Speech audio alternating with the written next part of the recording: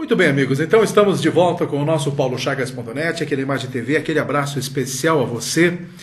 E quero abrir o meu programa de hoje deixando também um recado e um abraço também bastante especial ao nosso amigo Neuri Krau, nosso promotor de justiça, ele que tem toda aquela gurizada da banda Anjos de Plantão, os filhos dele tocam nesta banda, e quero agradecer o presente deixado a mim, que já está fazendo aí uma alusão aos 250 anos de Lages, uma bela de uma camiseta, 250 anos de Lages, com alguns dizeres muito bacanas aqui, Lages 250 anos, com música, batalhando por uma sociedade mais humana, ética, consciente, solidária e justa.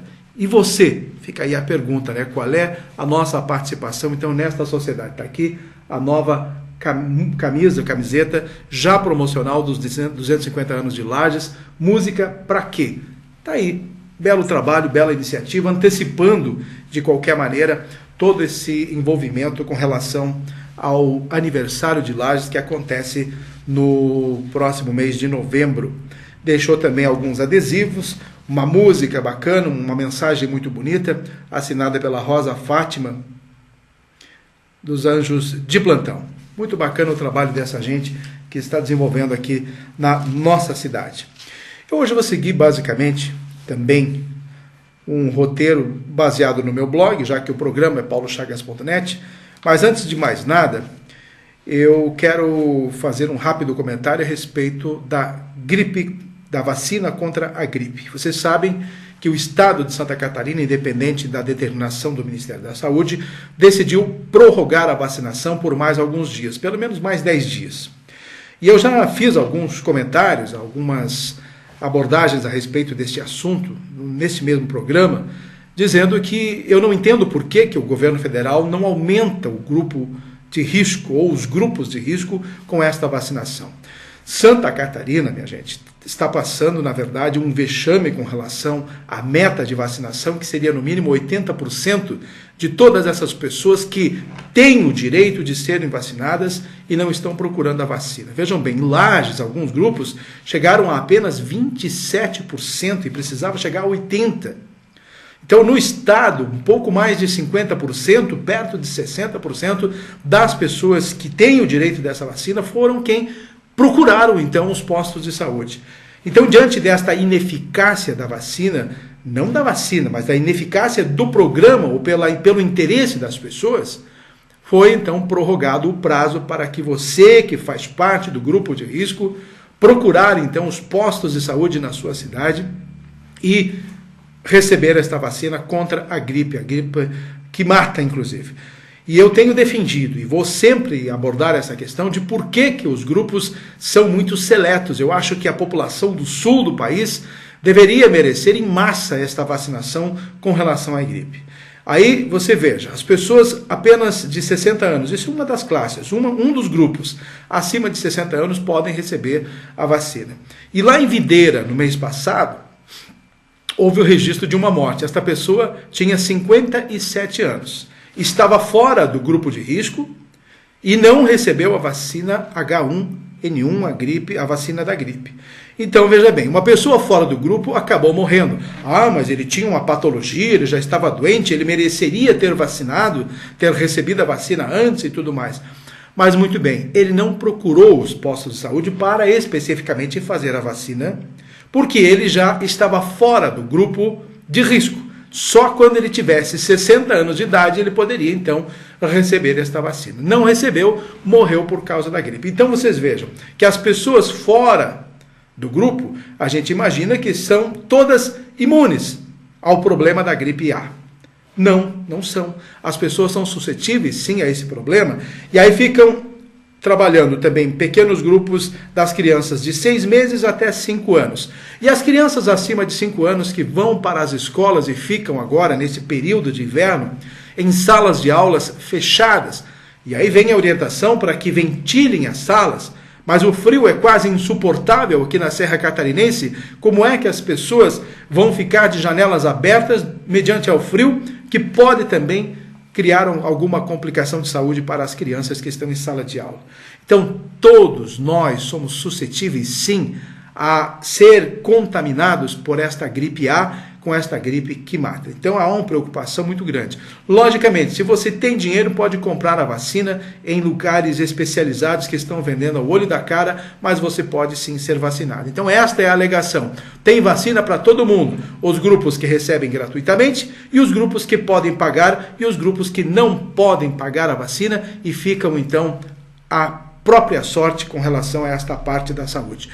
Poderia sim, repito, o governo federal, o Ministério da Saúde, estender a vacinação contra a gripe para todo o sul do país, numa vacinação em massa, já que são os estados mais suscetíveis realmente a esta doença. O governo federal, sabemos muito bem, cobra por 151 dias no ano os impostos para que a gente deva pagar. E uma vez por ano existe um manifesto nacional contra esta alta taxa de impostos e nós tivemos essa movimentação em todos os municípios do país. Em Lages foi vendida a gasolina ao preço de R$2, se não me engano, lá no posto Raid, para poder, tirando todos os impostos, então pagando o custo desta gasolina apenas. 150 veículos conseguiram receber esta gasolina, foi uma fila enorme, muita gente foi procurar, né? 150 carros, mais 11 motos que recebiam, os carros recebiam 15 litros e as motos 5 litros apenas. Uma taxa de imposto deixando a gasolina então a R$ 2,10. Até para fazer um comentário específico com relação ao preço da gasolina, eu fui ao Rio Grande do Sul no último domingo e voltei agora na terça-feira. Observei os preços da gasolina lá no Rio Grande do Sul. Aqui ao lado, em Vacaria, eu fui a Carazinho, Rio Grande do Sul, e você passa por Vacaria. E naquela cidade, você vê postos com o preço de R$ 3,47, 48, 49. Quase R$ 4,00 o preço de um litro de gasolina sendo vendido aqui na cidade gaúcha de Vacaria. E fui observando o preço da gasolina nos outros municípios, como Lagoa Vermelha, Passo Fundo e lá mesmo em Carazinho, estão nessa faixa. Em Carazinho está em torno de R$ 2,29, R$ 2,28, R$ 2,35, está nessa faixa. Você encontra uma gasolina razoavelmente conforme os preços praticados até mesmo aqui na cidade de Lages. Mas enfim, pelo menos uma coisa que aconteceu ali no Rio Grande do Sul minimizou os gastos para a sua viagem naquelas cidades gaúchas. Você não precisa mais pagar o pedágio ali em Vacaria. Antes, quando eu ia ao Rio Grande do Sul, ia lá para visitar minha mãe em Carazinho, pagava 3 pedágios para chegar até lá e mais 3 de volta. Só em Vacaria eram 2. Agora os postos estão então desativados, os postos de pedágio ali no Rio Grande do Sul, naquela região. Em Vacaria, já antes de chegar na cidade, já foi totalmente demolido, depois de completamente depredado. O outro, na saída em direção à Lagoa Vermelha, está lá ainda, mas completamente depredado também. Os vândalos já levaram o que puderam. E lá em Passo Fundo, ele foi transformado num posto da Polícia Rodoviária Federal. Então, está preservado e a polícia então se instalou. É que nem o canarinho, né? Quando se instala na casinha do João de Barro depois que ele sai. Mas é mais ou menos assim. Ficou bastante interessante e foi uma providência boa a ser adotada. Então, minha gente, com relação ainda, eu quero pegando os ganchos, com relação à Polícia Rodoviária Federal, há uma proposição de que se instale um posto da Polícia Rodoviária Estadual entre a BR-116 até Anita Garibaldi, naquela região entre Campo Belo do Sul e Cerro Negro. Por que a instalação de um posto da Polícia Rodoviária Estadual nesse trecho? Porque nós só temos o controle efetivo da Polícia Rodoviária Estadual de Santa Catarina lá de Painel. Quando acontece alguma coisa naquele trecho da 116 até lá em Anita Garibaldi, a Polícia Rodoviária tem que sair de Painel, atravessa a cidade de Lages, que é um problema sério, até chegar. Então leva mais ou menos uma hora para chegar até o ocorrido. E se for até Anita Garibaldi, leva até quase 2 horas para chegar até Anita Garibaldi, para atender uma ocorrência de trânsito. Isso ainda, a gente até nem tem visto mais a Polícia Rodoviária Estadual naquele trajeto, porque ele está totalmente em obras, né? A gente está vendo lá a revitalização da SC 390 e talvez as pessoas já conscientemente andam mais devagar, porque a estrada, estando em obras, até não necessita tanto a participação da Polícia Rodoviária Estadual, porque não tem até como andar demais, os carros não podem correr. Mas antes do início dessas obras de revitalização, se via muito a Polícia Rodoviária Estadual de Painel fazendo, claro, a aferição da velocidade neste trecho. Mas a instalação realmente viria a atender uma demanda de segurança pública aqui na nossa região, e há uma proposição, uma moção já encaminhada pelo deputado estadual Fernando Coruja, e não só ele, desde os tempos do prefeito falecido Davi, já se pedia a instalação de um posto de uma polícia rodoviária estadual nesse trecho da BR-116 até a Anita Garibaldi. Tomara que o nosso governo do estado de Santa Catarina, através da Secretaria de Segurança Pública, observe, entenda e atenda à reivindicação da comunidade regional desta parte do estado de Santa Catarina, da região dos lagos, para conferir então e proteger mais os cidadãos que transitam na BR, na SC 390. Recebi a informação, uma outra coisa, recebi a informação de que está aberta a licitação para a construção de 3 pontes na Coxilha Rica. Então, até, se não me engano, lá pelo dia 28, 29 de junho, serão abertas então as cartas e nós saberemos quem vai vencer a concorrência pública para a construção destas pontes, 3 grandes e belas pontes na Coxilha Rica. E logo em seguidinha também será lançado o edital para a construção da pavimentação na Coxilha Rica também, num trecho de aproximadamente 45 quilômetros. Então, são coisas que estão acontecendo de diferente para a melhoria da estrutura da nossa Coxilha Rica. Está aí umas colocações, algumas informações a vocês. Eu falei agora há pouco com relação aos impostos, né, que a gente está pagando muito imposto e tudo mais, mas eu acabei não complementando esta informação, dizendo que a gente tem acompanhado a nível federal, o governo federal, tentando aprovar um pacote de medidas para melhorar o ajuste fiscal do país. Diz a Dilma que somente a aprovação deste pacote de ajuste fiscal é que o país vai ter condições de se encaminhar, de entrar nos trilhos, de entrar nos eixos. Ora, minha gente, somente a aprovação deste pacote pelo Senado e pelos deputados federais é que o país vai encontrar o seu caminho correto, pelo amor de Deus. A gente está cansado de falar com relação ao governo federal, e o impressionante é que ele não olha para o seu próprio umbigo, porque está num antro de corrupção, e a gente sabe que o desvio de recursos ainda continua, apesar de muitas denúncias, e a gente imagina que essas denúncias que estão sendo hoje trazidas à tona, através da Operação Lava Jato, entre outras, a prisão de empresários, de líderes de governo, de tesoureiro do PT, e PT, porque só se fala no PT, recursos direcionados ao PT, e ninguém entra realmente, definitivamente, na questão para ver o quanto o PT está envolvido nesta orgia tributária, nesta orgia financeira com a corrupção. Mas, de qualquer forma, minha gente, o que eu quero dizer, quando o governo federal não olha para o seu umbigo, é que nem sequer faz um planejamento para reduzir a máquina inchada do governo federal. Não pensam em tirar uma pessoa sequer de um cargo para reduzir os custos da máquina administrativa, muito menos extinguir alguns de ministérios que poderia realmente resultar numa economia substancial ao governo federal. E isto o governo não faz. Mexer nos seus pares é a última coisa que se faz. Agora, mexer no bolso do contribuinte, isso sim, podem aprovar medidas no Congresso que está tudo bem. Aumenta-se gasolina, aumenta-se energia elétrica, aumenta-se água, aumenta a tributação, aumenta tudo. Vamos cobrar, porque o povo tem condições de pagar e financiar a máquina administrativa, mas não são capazes de fazer o seu dever de casa, exatamente, reduzindo esta tal de máquina que está sufocando o povo brasileiro. E nós, parece que ficamos, quando nós os elegemos, nós que seríamos os patrões dos governantes, não somos. Eles assumem e nos mandam e fazem o que bem entendem pelo que acham que é certo. E aí vamos pagando a conta, infelizmente. Eu participei, nesta última quarta-feira, de uma reunião do Grupo Garis, lá junto a uma sala da Promotoria Pública do Dr. René, e acompanhei esta reunião, gostei do que vi e ao mesmo tempo fiquei preocupado. E eu vou explicar para vocês. Aí eu gostaria de que vocês da comunidade prestassem atenção, porque é de suma importância e de grande interesse da população de Lages. Claro que seria da população mundial, mas vamos falar especificamente da questão de Lages. Eu estou falando de um programa que foi implantado em meados de 2012, chamado Lixo Orgânico Zero. Vocês ouviram falar.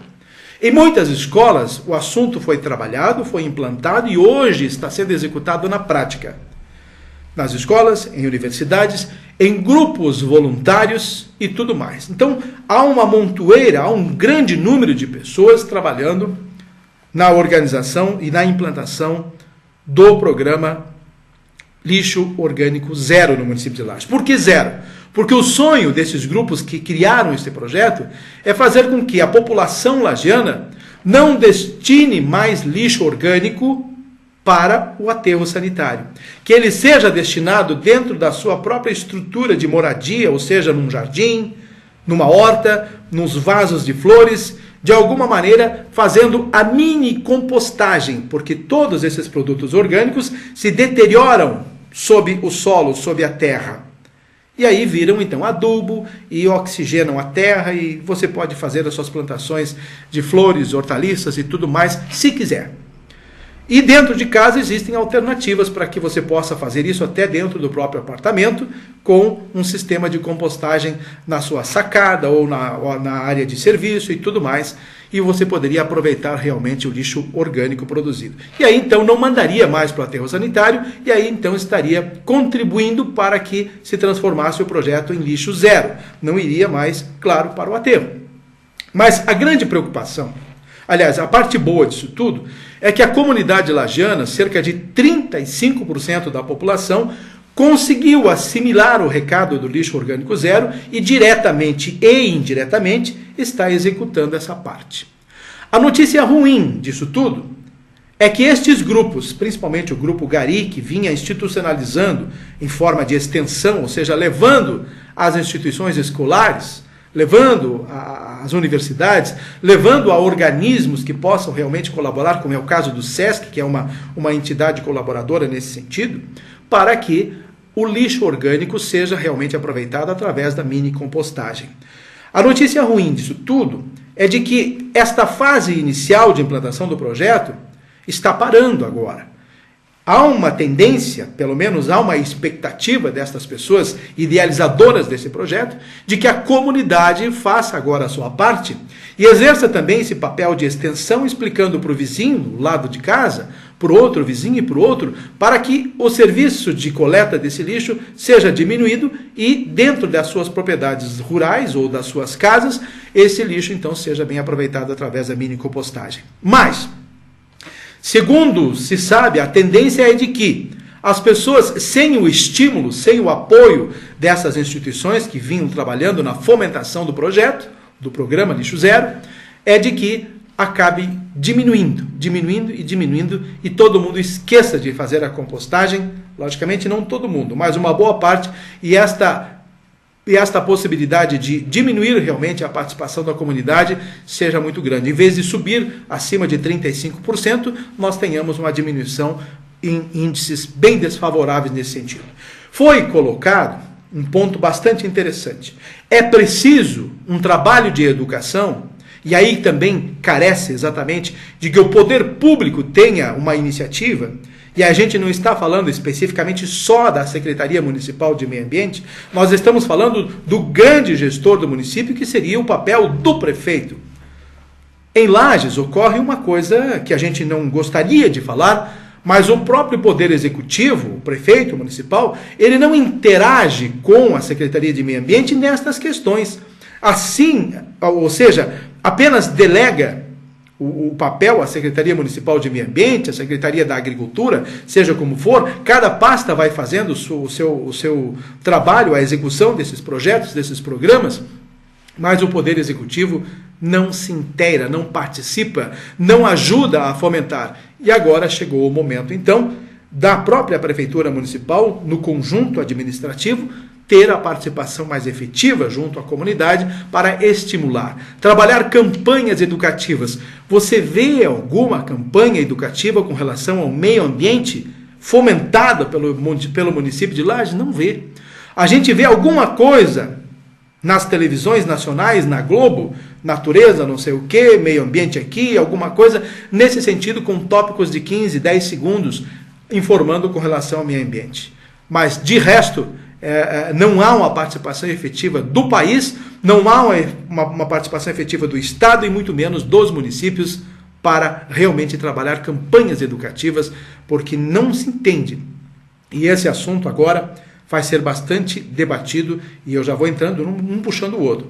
Na semana do meio ambiente, ou melhor, no mês do meio ambiente aqui do município de Lages, haverá um trabalho muito forte com relação ao tratamento do meio ambiente na Amures, em todos os municípios da Amures, e isso é uma coisa quase que inédita, porque a população precisa realmente estar consciente e muito mais participativa do que possa imaginar nas questões ambientais daqui para frente. Felizmente, um trabalho muito bacana está sendo coordenado pelo CISAMA, pela Amures, e isso vai ser de bastante valia para que as comunidades regionais, as pessoas tenham um pouquinho mais de consciência sobre a participação dela nas questões da natureza. E este mês do meio ambiente em Lages estará repleto de atrações, de atividades com uma programação bastante grande. Teremos a abertura oficial agora no dia 1º de junho, no Parque Jonas Ramos, ali no Tanque, no encontro Arte e Vida Verde e também dos protetores ambientais, numa forte conscientização. Depois, claro, dentre dos dias 9 e 10, visitas no Parque Natural e a Polícia Ambiental, com visitas guiadas. De 11 a 12, oficina para professores da rede estadual e municipal. Também no dia 13, no SESC, um projeto Experimenta, que será divulgado na Praça João Costa. Nos dias 15 e 16, de 15 a 19, visita do eco-ônibus da Fátima nas escolas municipais. Ainda coisas bastante importantes, como a realização de um seminário de educação para a conservação do solo. Você sabe que o ano de 2015 é o Ano Internacional do Solo, no dia 17, então, este seminário. No dia 23, a mostra de trabalhos das escolas, no ginásio do Sante.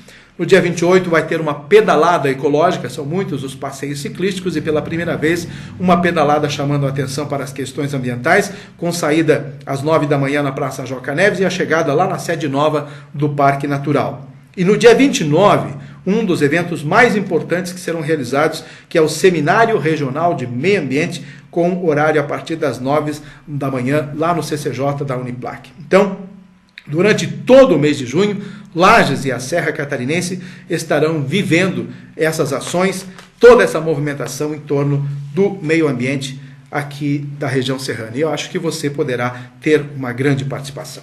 Fechamos a questão do meio ambiente, eu acabei esquecendo no começo do programa de fazer aqui um comercial ao meu amigo Antônio Armindo Araldi, deste belo trabalho da revista O Bem Amado, em que ele divulga o projeto do Internacional de Lages. É uma luta também, um desafio bastante grande para o Antônio Armindo manter esta revista, e ele conseguiu agora ampliar de 20 para 24 páginas, um trabalho muito bacana desenvolvido aqui no Lages, mais especificamente dando toda a atenção ao Internacional de Lages, às outras categorias do Internacional de Lages e ao esporte, obviamente ligado à história do município de Lages. Parabéns ao Antônio Armindo por aceitar esse desafio, por implementar esse desafio de criar a revista O Bem Amado. Faço aqui uma divulgação desse trabalho dele e é realmente muito bonito, e eu quero que você que gosta de futebol, que ama o Internacional e Leão Baio, acompanhe a história de toda esta trajetória do Inter a partir da sua revista O Bem Amado, tá bom? Fica aí uma dica bastante importante para vocês. E ainda no campo da educação, vou bater mais uma vez aqui nesta questão. Eu não consigo entender como é que acontecem acidentes no perímetro urbano da nossa cidade com pessoas morrendo. A velocidade compatível é no máximo 60 por hora em alguns pontos, outras 50, outros 40. Mas tem gente que faz realmente do trânsito uma arma extremamente mortal. Esta noite, infelizmente, acabou falecendo uma pessoa em um acidente de trânsito nas margens do Rio Cará, na Avenida Belisário Ramos, capotou o seu carro e a pessoa acabou falecendo. Não conseguimos entender como é que essas pessoas conseguem se matar num trânsito em que a velocidade ela é contida, pelo menos através de sinalização e lombadas eletrônicas, até no máximo em 60 por hora. Bem, é uma fatalidade? É. Mas nós precisamos ter uma consciência muito mais ampla com relação ao trânsito. E aí eu quero chamar a responsabilidade das nossas autoridades policiais, das nossas pessoas que cuidam da segurança, exatamente porque estamos vivendo agora o mês do Maio Amarelo, com enorme programação, com blitz educativas e outras coisas chamando a atenção para os perigos com relação ao trânsito. Mas eu ainda noto que quando se fala em trânsito, todo o direcionamento recai aos motoristas, aos motociclistas. Parece que quando se fala em trânsito, é só a pessoa que dirige o carro que tem que ter consciência. O restante da comunidade parece que fica fora desse processo. São blitz, são multas, são sinais, enfim, semáforos, e somente os carros que são abordados nesta questão. Não há um trabalho de conscientização em cima dos ciclistas. Não há um trabalho maior de conscientização em cima dos motociclistas. E agora tem aí uns viventes na cidade de Lages, com umas tais de motonetas, são crianças basicamente andando com uma certa velocidade de 40, 50, 60 km por hora, sem capacete, sem o mínimo de segurança, andando contramão, andando sobre as calçadas e passando os semáforos vermelhos como se fosse uma simples bicicleta ou como se tivesse o direito de passar o semáforo, e ainda sobem as ruas contramão, passam o semáforo e vão embora. Eu tenho visto cada absurdo no comportamento destas crianças que estão andando de motonetas. É claro que tem adultos também andando e são mais responsáveis, mas é importante que eles tenham a consciência de pelo menos seguir a normatização do trânsito. A gente percebe também que carroceiros andam pelo centro da cidade e essas carroças conduzidas por crianças não têm a mínima noção da responsabilidade do trânsito. Não que essas pessoas não possam circular com as suas carroças, ou com suas motonetas, com suas bicicletas, seja como for, mas as normativas têm que valer para todos. O pedestre também tem que ter uma participação mais efetiva. Basta você acompanhar em pontos em que existe aquela mãozinha vermelha e verde, ou a silhueta de uma pessoa quando ela está vermelha ou verde, o pedestre não está nem aí se está vermelha ou verde, ultrapassa a rua. A hora que bem entende, apenas o carro está um pouquinho longe e a pessoa passa. Não existe um controle, o sinal verde abre para um veículo e as pessoas estão passando na frente como se fossem elas as donas da faixa de segurança, mas elas não estão dando atenção à mãozinha vermelha, que era o momento de ela parar e deixar os carros ultrapassarem naturalmente, porque é a vez dos carros. Então, o que eu quero chamar a atenção é que as nossas autoridades, nossos agentes de trânsito, a nossa Diretran, a nossa prefeitura, a nossa polícia, não está dando a devida atenção para as pessoas, exatamente, que também fazem parte do trânsito. E nós sabemos que a pessoa também tem multa quando não respeita uma norma de trânsito. Sabiam disso? As pessoas também deveriam ser multadas, mas ninguém vai abordar um cidadão e dizer, olha, você multou porque passou o sinal vermelho. E deveria. Mas enfim, não há uma orientação melhor na faixa de segurança, não há nada feito em termos de educação de trânsito para o pedestre ou para ciclistas. Somente os veículos é que têm uma visão totalmente fechada para eles, porque talvez ali, eu não quero dizer isso, mas vou dizer, é porque se concentra realmente a maior possibilidade de angariar recursos através das multas, quando houver então um veículo ilegal transitando. São coisas que a gente precisa dizer. A educação precisa ser mais ampla. Não há realmente nada que se faça na nossa cidade. É só você observar em frente ao terminal de ônibus aqui da nossa cidade, ou aqui perto da Caixa Econômica, na Praça João Ribeiro e tudo mais, em frente à igreja, o único lugar onde praticamente os carros param para o pedestre passar na faixa de segurança é em frente à igreja, talvez com temência a Deus que está vendo tudo ali, essas questões em frente da igreja. Mais uma coisinha para nós encerrar o nosso programa de hoje. Estamos já ultrapassando já do tempo. Só para fechar o nosso programa hoje, meu amigo Miller, gostaria de alertar a própria Diretran, a Secretaria de Planejamento e tudo mais, que fizesse um reestudo em todos os semáforos da cidade de Lages e fizesse esse reestudo para ver quais as vias que podem liberar para a direita a circulação dos carros. Porque em muitos pontos a gente percebe que fica parado e poderia escapar pela direita já com o sinal aberto, mas não é feito.